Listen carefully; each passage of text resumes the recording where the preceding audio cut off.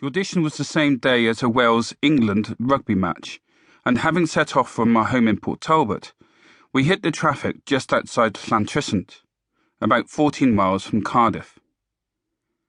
My phone began vibrating in my pocket.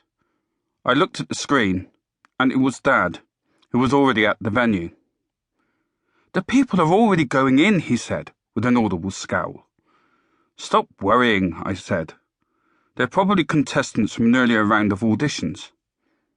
But however much I tried to reassure him, I couldn't calm his nerves. He kept on calling me as we made our way up the M4. I had been strangely subdued on the drive up, but once I reached the concert hall, all that changed.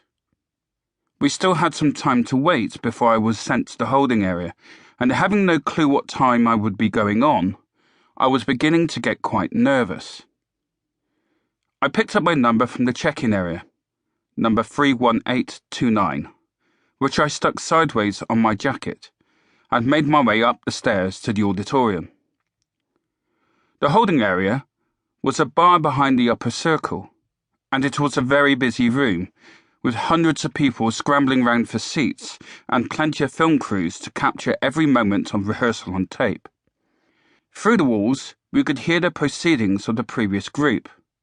The noise of the audience rippled through, as did the sound of the dreaded buzzer. That silenced the crowd in the holding room immediately. It was something none of us wanted to hear when it was our turn to be on stage. I'd read advice online from previous contestants who suggested you should make as much noise as possible, dress wildly, and practice hard to make sure you ended up on film. In fact, to do just about anything to stand out from the crowd. But that was the last thing I wanted to do. While others were rehearsing loudly to catch the attention of the cameras, I attempted to fade into the background like a wallflower. I wasn't here to make a career out of what I was about to do. Instead, I was here to finish a journey that had started at the age of 6. Singing was something I loved doing, but I could see no future in it. "Hi there, can I ask what you're here to do?" My thoughts were interrupted by a guy in a pale blue fleece from the production team and his colleague holding a TV camera. It's strange that a previously coherent person can become a jabbering wreck when facing a large piece of electronics placed on someone's shoulder. It took me some time to pluck up the courage to even say a very weak hello. It was right about then that I started to have second thoughts about being there. I didn't really know what to say and ended up blurting out the first thing that came into my head. "I'm here to sing opera," I told the guy.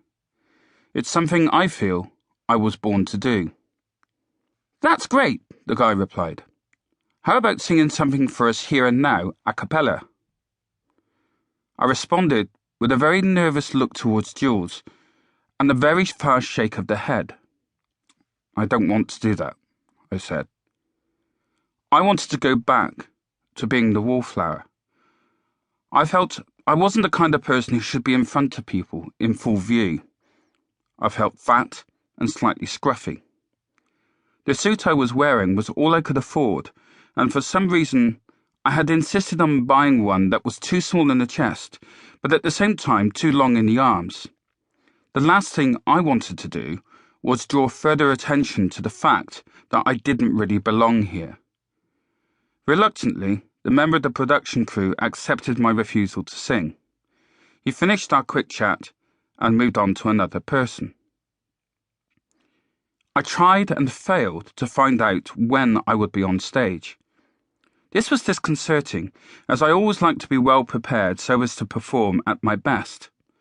But now I was faced with no warm-up area, no sound check, and no timetable. I did my best to try and find somewhere private enough to warm up, and ended up in the gents' toilet.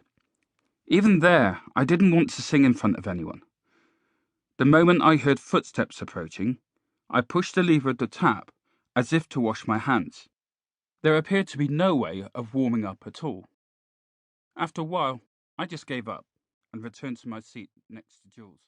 To keep listening to this audiobook, I've left you a link in the description so you can do it, at no cost thanks to Audible's 30-day free trial.